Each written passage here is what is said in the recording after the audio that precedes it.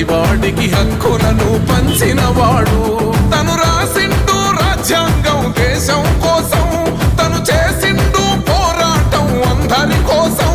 తను రాసిండు రాజ్యాంగం దేశం కోసం. డాక్టర్ బాబాసాహెబ్ అంబేద్కర్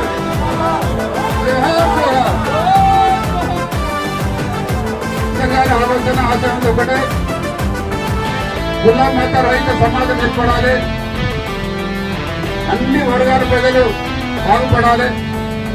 ముఖ్యంగా చదువుతోనే అన్ని కూడా కావడం జరుగుతుంది కాబట్టి ప్రతి ఒక్కరు మంచి చదువుకోవాలి. మరి సొంత గ్రామంలో 10 ఎకరాల భూమి ఈరోజు సుమారు 40 లక్షలు 50 లక్షలు విలువ చేస్తుంది.